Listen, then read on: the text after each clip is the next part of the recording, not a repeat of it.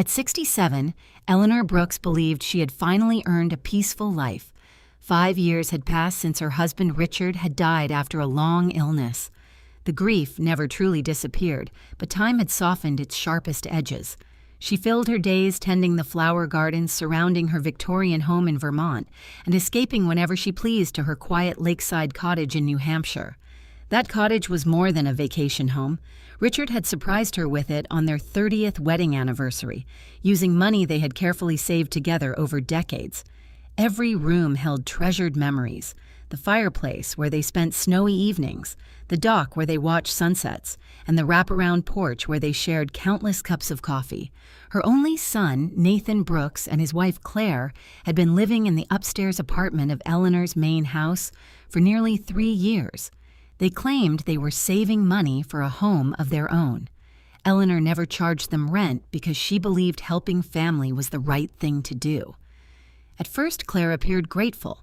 Over time, however, gratitude slowly turned into expectation. She criticized Eleanor's decorating choices, rearranged furniture without asking, and often spoke as though the house belonged to everyone equally. Nathan rarely challenged his wife. Whenever disagreements surfaced, he simply lowered his eyes and stayed quiet. Christmas Eve arrived with snow gently covering the neighborhood. The house glowed with warm lights, fresh pine garlands, and the scent of cinnamon cookies baking in the oven. Family members laughed around the dining table while Christmas music drifted softly through the speakers. For a few precious hours, everything appeared perfect. After dinner, Eleanor excused herself to refill the coffee pot in the kitchen. As she walked down the hallway, she heard Claire's voice coming from the study. The door was slightly open. Claire was speaking on the phone. "I told you we'd pull it off," Claire laughed. Eleanor paused without making a sound. "The old cottage looks incredible now. We ripped out that ugly wooden porch and replaced it with expensive stone. It photographs so much better." Eleanor's heart tightened. Claire continued, "We've already rented it several weekends online. People are paying a fortune. The bookings covered almost all of the renovation costs." Eleanor felt the coffee pot grow heavy in her hands. Then came the sentence she would never forget. "By spring, we're moving into the cottage ourselves. Nathan will convince his mother. She barely goes there anymore." Silence filled Eleanor's mind. Every word echoed louder than the last. Someone had entered her private retreat. Someone had changed it without permission.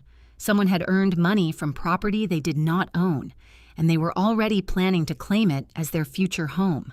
She inhaled slowly, refusing to let emotion control her. Walking calmly back into the living room, she placed the coffee tray on the table with steady hands. Claire ended the phone call and smiled brightly. "There you are, Eleanor. We were wondering where you'd gone." Eleanor smiled politely. "I needed a moment." Nathan accepted a mug of coffee without meeting his mother's eyes. The conversation drifted toward holiday movies and gift exchanges, but Eleanor barely heard a word. Instead, she watched. Claire spoke confidently. Nathan nodded along. Neither seemed worried. Neither suspected that Eleanor had overheard everything. She realized something painful that evening. This wasn't a misunderstanding. It wasn't an impulsive mistake. It was a carefully planned decision made without even considering her feelings. As the evening drew to a close, family members gathered their coats and prepared to leave. Claire hugged Eleanor as though nothing had happened. "Merry Christmas," she said sweetly. Eleanor returned the embrace with surprising calm. "Merry Christmas." After everyone had gone upstairs, Eleanor remained alone beside the fading fire. She stared into the glowing embers for a long time.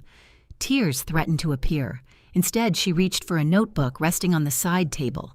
Opening it, she wrote a single sentence: "Never make decisions while angry.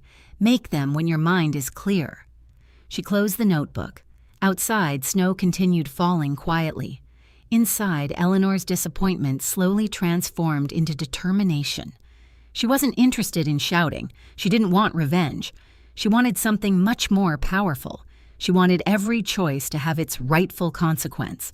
And before the first week of the new year arrived, she intended to reclaim every piece of her life, one careful step at a time.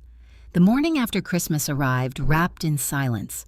Fresh snow covered Eleanor Brooks' garden, making the world outside appear untouched. She stood by the kitchen window with a mug of tea, watching. Birds gather around the feeder Richard had built years ago. Her emotions had settled overnight. The anger was still there, but it no longer controlled her. Instead, she focused on facts. Someone had entered her lakeside cottage without permission. Someone had remodeled it. Someone had earned money from it. Someone had planned to take it over. None of that had happened by accident. After breakfast, Eleanor walked into her home office carrying a folder marked Property Records. Everything she needed was inside: the deed, insurance documents, utility statements, tax records. Every paper confirmed the same truth. She alone owned the cottage. She opened her laptop and logged into the account that managed her finances.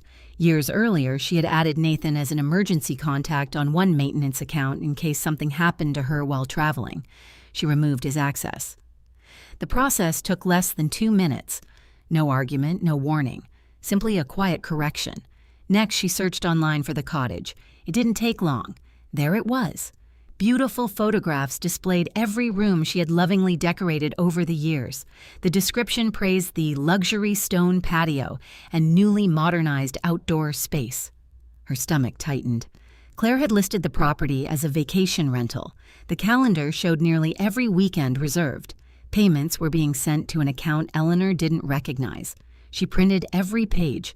Then she placed the papers neatly into another folder labeled Evidence. Instead of calling Claire, she picked up her phone and contacted Daniel Harper, a locksmith who had known Richard for decades. "Good morning, Daniel," Eleanor said warmly. "Morning, Eleanor. What can I do for you?" "I need every exterior lock at my lakeside cottage replaced today." Daniel paused. "Any problems?" "Nothing that can't be solved." "I'll take care of it. Thank you." By late afternoon, the work was finished. Daniel promised to mail the new keys by express delivery. Only Eleanor would have access. For the first time since Christmas Eve, she allowed herself a small smile. One step completed. That evening, she invited Nathan into her office. He entered cautiously. "You wanted to see me?" "Sit down." Nathan obeyed. Eleanor folded her hands calmly. "You've lived here for 3 years." He nodded. "I never asked for rent because I believed you were building a future." "We are. Are you?" Nathan looked confused. Eleanor slid several printed photographs across the desk. His face immediately turned pale. "They're pictures of the cottage," he whispered. "I know exactly what they are." Nathan rubbed his forehead. "Mom, I'd like you to explain." He stared at the photographs for several seconds before speaking. "It was Claire's idea. I assumed as much. She said the renovations would increase the property's value." "Without asking me?" Nathan couldn't answer. "The rental income?" He looked away. "I wasn't handling the money." "But you knew." Another long silence. Finally, he nodded. "Yes." Eleanor's disappointment hurt more than his confession. Her son hadn't made the decisions. He had simply allowed them. "I expected better from you," she said quietly. "I know." "No, Nathan, I don't think you do." He lowered his head. After several moments, Eleanor opened a drawer and placed a document on the desk. "Beginning next month, you'll be paying rent for the upstairs apartment." Nathan blinked. "What?" "This is a standard lease agreement. But we're family."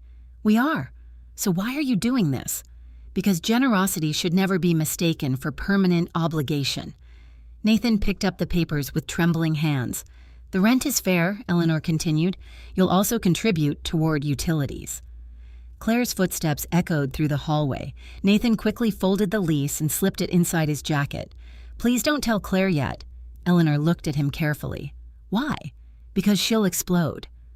Before Eleanor could answer, Claire entered carrying grocery bags. "There you both are," she said cheerfully.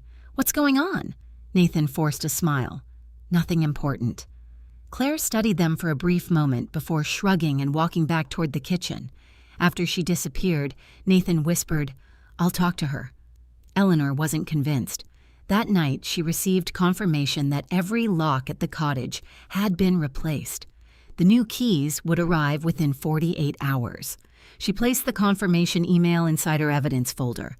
Everything was happening exactly as planned.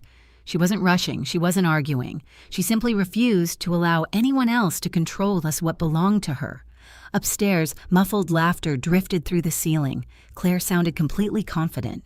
She still believed spring would bring her a beautiful lakeside home. She had no idea that every path leading there had already begun closing, and Eleanor intended to close the final door at precisely the right moment. January arrived with icy winds that swept across Vermont, coating the roads with frost and the trees with glittering white crystals. While the town welcomed the new year with optimism, the atmosphere inside Eleanor Brooks' home had turned noticeably colder. Claire carried herself with the confidence of someone who believed victory was already hers. She ignored Eleanor except for brief greetings, spending most of her time on her laptop. Nathan returned to work each morning looking exhausted, while Eleanor quietly continued her daily routine as though nothing had changed.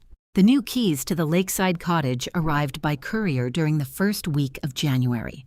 Eleanor placed them inside a small wooden box Richard had once carved for her. She smiled gently. Now only she could enter her cottage. A few days later, she contacted the electric and water companies serving the property. Since no authorized guests would be staying there during the winter, she reduced the utilities to their minimum service level. The cottage would remain protected from freezing temperatures, but it would no longer be prepared to welcome vacation renters. Everything she did was completely legal. Everything she did was within her rights. She never informed Claire. On the evening of January 10th, Eleanor was enjoying a bowl of homemade soup when heavy footsteps thundered down the staircase. The kitchen door flew open. Claire stormed inside, her face burning with anger. Nathan hurried behind her, looking as though he wished he could disappear. "What have you done?" Claire shouted. Eleanor calmly laid her spoon beside the bowl. "What do you mean?" "Our guests are standing outside the cottage," Claire snapped. "Their key won't work, there's barely any heat, and the rental company is demanding answers." Eleanor looked at her without raising her voice. "I had every lock replaced." Claire stared in disbelief. "You what?" "It is my property." "You had no right." Eleanor folded her hands. "I had every right." Claire slammed both palms onto the kitchen table. "We spent thousands improving that place. You chose to spend that money. We renovated it for you. I never asked you to." Nathan finally spoke. "Mom, please." She turned toward him. "Did you ask my permission before changing my cottage?" He hesitated. "No." "Did you ask before renting it?" "No." "Then explain why you believe I owe either of you access to it." Nathan had no answer. Claire stepped forward again. "People paid to stay there. You accepted their money. They'll demand refunds. That responsibility belongs to whoever rented the property." Claire's confidence cracked for the first time. "You can't just ruin everything." "I haven't ruined anything," Eleanor replied. "I've simply taken back control of what has always belonged to me." Silence filled the room. Claire grabbed Nathan's arm. "Let's go." They disappeared upstairs, and moments later, Eleanor heard raised voices through the ceiling. The argument continued for nearly an hour. Nathan's voice remained calm. Claire's grew louder with every passing minute. The following afternoon, Nathan knocked softly on Eleanor's office door. "May I come in?" "Of course." He stepped inside, looking exhausted. Claire had to refund nearly every booking. Eleanor nodded. "I expected that." "She's furious." "I imagine she is." Nathan sighed heavily. "We've lost a lot of money." Eleanor closed the book she had been reading. "Nathan, losing money hurts." "It does. But losing integrity costs much more." He lowered his eyes. "I should have stopped this before it started." "Yes," Eleanor answered honestly. For several seconds, neither of them spoke. Finally, Nathan whispered, "I've disappointed you." Eleanor's expression softened. "You've disappointed yourself." Those words seemed to weigh even heavier. He quietly left the room. Meanwhile, Claire refused to surrender. She spent hours making phone calls, sending emails, and searching for ways to regain access to the cottage. She even attempted to reset passwords connected to utility accounts, hoping to restore full service. Every attempt failed. Eleanor had already updated every account with secure passwords and two-step verification. Each failure only fueled Claire's frustration. A week later, an envelope arrived in Eleanor's mailbox. Inside was a sharply written letter from Claire's mother. The message accused Eleanor of being selfish, cruel, and determined to destroy her own son's future. Eleanor calmly folded the pages. Without reading them again, she carried the letter to the fireplace. The flames consumed every word within seconds. She felt no anger, only clarity. Some people believed guilt could replace accountability. She no longer accepted either. As January drew closer to its end, Claire became increasingly desperate. She believed there was still one final way to win. If she couldn't access the cottage through permission, perhaps she could take possession another way.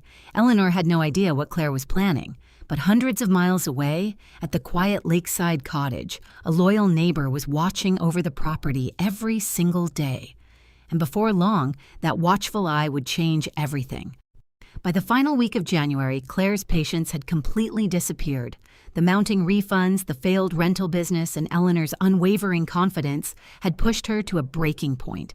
Every plan she had carefully crafted over the previous months had fallen apart one piece at a time. Still, Claire refused to admit defeat. Instead, she convinced herself that Eleanor was bluffing. "If we can get inside the cottage," she told Nathan one evening, "everything changes. Once we're there, she'll have to negotiate." Nathan stared at his untouched dinner. "I don't think that's a good idea." Claire crossed her arms. "So we're just giving up? I'm saying we should stop making things worse." Claire laughed bitterly. "Worse? She's already taken everything from us." Nathan looked at his wife with tired eyes. "No, Claire. We did this to ourselves." The words hung heavily between them. Claire turned away without answering. 2 days later, she announced that she was taking a personal day from work. Nathan had no idea what she was planning until she tossed him a set of car keys. "We're driving to New Hampshire," he frowned. "Why?" "To fix this. I don't want any part of it." "You don't have a choice." Reluctantly, Nathan climbed into the passenger seat. Hours later, they arrived at the quiet lakeside neighborhood. The winter air was crisp, and the frozen lake shimmered beneath a pale afternoon sun. Claire had already arranged for a local handyman to meet them outside the cottage. When the man arrived, he examined the front door. "You said you're the owner?" Claire nodded confidently. "I lost my keys." "No paperwork?" "It's inside the house." The handyman hesitated. "I normally ask for identification." Claire forced a pleasant smile. "I've driven 4 hours. Please, I just need the lock opened." After a brief pause, the handyman unpacked his tools. Neither Claire nor Nathan noticed the elderly man watching from the neighboring porch. His name was George Walker, and he had lived beside Eleanor's cottage for nearly 20 years. He knew every neighbor on the road. He also knew Eleanor had warned him weeks earlier. "If you ever see anyone trying to enter without my permission," she had told him, "please call the police." George watched as the handyman positioned his drill against the lock. Without saying a word, he stepped back inside his house and reached for his telephone. Within minutes, a police cruiser entered the narrow lakeside road. The flashing lights caught everyone's attention. The officers climbed out and approached calmly. "Good afternoon," one officer said. "Who's the owner of this property?" Claire smiled nervously. "I am." "May we see identification and proof of ownership?" Claire's confidence faded. "I don't have the deed with me." "Any property tax records?" "No." The officer turned toward Nathan. "Sir." Nathan quietly shook his head. "We don't own it." Claire glared at him. "What are you doing?" "I'm telling the truth." The officers exchanged a quick glance. The handyman immediately stepped away from the door. "I'm sorry," he said. "I was told they owned the place." One officer thanked him before returning his attention to Claire. "We've spoken with the neighboring homeowner. He informed us the legal owner specifically warned him about unauthorized entry." Claire's face turned pale. "This is a family misunderstanding." "Perhaps," the officer replied evenly, "but attempting to force entry into property you cannot prove belongs to you is a serious matter." Nathan buried his face in his hands. Claire's voice began to tremble. "Please, just let me explain." Instead, the officers asked both of them to step aside while they verified ownership through county records. Back in Vermont, Eleanor sat comfortably beside her fireplace, reading a mystery novel. Her phone suddenly began vibrating. Claire's name appeared on the screen. She ignored the call. Seconds later, the phone rang again. Then again and again. For nearly 2 hours, the calls continued. Voicemail after voicemail filled her inbox. Finally, when the ringing stopped, Eleanor checked the notifications. 93 missed calls. She listened to the first message. "Eleanor, answer your phone. The police are here. Tell them this is all a misunderstanding." The second voicemail sounded very different. Her confident tone had vanished. "Eleanor, please. They're questioning us. Just tell them we had permission." The third message dissolved into tears. "We'll fix everything. Please answer." Eleanor quietly deleted each voicemail. She felt no satisfaction, only relief. The truth no longer needed her defense. It was defending itself. A few minutes later, her phone rang once more. This time it was George. "Everything's under control," he said warmly. "The officers confirmed you're the owner. They escorted the couple away, and the house is secure." Eleanor smiled. "Thank you, George. I truly appreciate your help. You've always been a good neighbor." After ending the call, Eleanor looked toward the softly falling snow outside her window. For the first time in months, she felt completely at peace. The storm Claire had created was finally coming to an end, but the consequences of her choices were only beginning. The trip back to Vermont was painfully quiet. Nathan drove with both hands gripping the steering wheel, his eyes fixed on the road ahead. Claire stared out the passenger window without saying a word. The events at the lakeside cottage replayed endlessly in their minds. What had begun as a plan to secure a future had ended with flashing police lights, public embarrassment, and the realization that they had crossed a line they could no longer ignore. When they arrived home late that evening, Claire walked straight upstairs without speaking to Eleanor. Nathan lingered near the front door. He looked emotionally drained. After standing there for several moments, he quietly knocked on Eleanor's study door. "Come in," Eleanor said. Nathan stepped inside.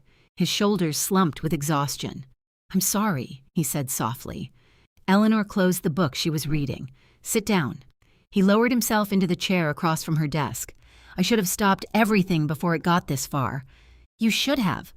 I kept telling myself it wasn't my decision." Eleanor looked at him with calm eyes. "But every time you stayed silent, it became your decision too." Nathan lowered his head. "I know." For several minutes, the room remained silent. Finally, Eleanor spoke again. "You've always had a kind heart, Nathan, but kindness without courage becomes weakness. Sometimes protecting your family means telling them they're wrong." A tear rolled down Nathan's cheek. "I understand now." "I hope you truly do." The conversation ended with a quiet embrace. It wasn't a complete healing, but it was the first honest step. The following week, Claire packed several suitcases. She announced that she would be staying with her mother for a while. Neither Eleanor nor Nathan argued. There simply wasn't anything left to say. Without the constant tension filling the house, everything felt different. Nathan returned to helping around the property. He shoveled snow before Eleanor woke each morning, repaired loose fence boards, and quietly paid his rent on the first day of every month without being reminded. He no longer expected favors. He appreciated them. Spring arrived with blooming flowers and warmer days. One Saturday morning, Eleanor drove to her lakeside cottage for the first time since the entire ordeal had begun. She unlocked the front door using her new key. The familiar scent of pine wood and fresh lake air greeted her. She slowly walked through every room. Although Claire's renovations had changed parts of the property, the peaceful feeling Richard had always loved remained. Outside, the stone patio overlooked the sparkling water. It wasn't the porch Eleanor would have chosen, but she realized something important. The house itself wasn't holding her memories. Her memories lived inside her. She sat quietly for nearly an hour, watching gentle waves reach the shoreline. Then she made a decision. It was time to let go. Over the next month, she hired a trusted real estate agent to list the cottage for sale. The updated features attracted immediate attention. Within weeks, multiple offers arrived. The final selling price exceeded every expectation. After the paperwork was completed, Eleanor thanked the new owners and wished them many happy years beside the lake. She drove away smiling instead of crying. Closing one chapter had opened another. Using part of the proceeds, Eleanor purchased a beautiful mountain condominium in Colorado. The home overlooked snow-covered peaks, peaceful forests, and quiet walking trails. Very few people knew the address. That privacy brought her comfort. The remaining money was invested carefully, ensuring she would enjoy financial security for the rest of her retirement. Nathan eventually rebuilt his life as well. He continued working, rented the upstairs apartment for another year, and gradually regained his mother's trust through consistent actions rather than empty promises. Their relationship wasn't exactly as it had once been. It was healthier, more honest, built on mutual respect instead of assumptions. As for Claire, she and Nathan eventually decided to separate. Months of resentment and broken trust had exposed problems far deeper than a disagreement over property. Their marriage quietly came to an end. Nearly 1 year after that unforgettable Christmas, Eleanor stood on the balcony of her new mountain home. Fresh snow drifted gently across the valley below. She wrapped a warm blanket around her shoulders and held a cup of hot chocolate between her hands. The silence around her felt comforting rather than lonely. She thought about everything that had happened over the past year. She had lost a vacation home. She had faced betrayal from people she loved. She had endured painful confrontations and difficult choices, yet she had gained something far more valuable. She had rediscovered her own strength. She had learned that generosity should never require surrendering self-respect. Forgiveness was possible. Trust, however, had to be earned. As the evening sky turned shades of gold and violet, Eleanor smiled peacefully. Life had taught her one final lesson. Real peace doesn't come from avoiding conflict. It comes from having the courage to protect what matters, to accept what cannot be changed, and to move forward without bitterness. With a grateful heart, she stepped back inside, closed the balcony door behind her, and welcomed another Christmas. This time surrounded, not by uncertainty, but by the quiet confidence that she would never again allow anyone to mistake her kindness for permission.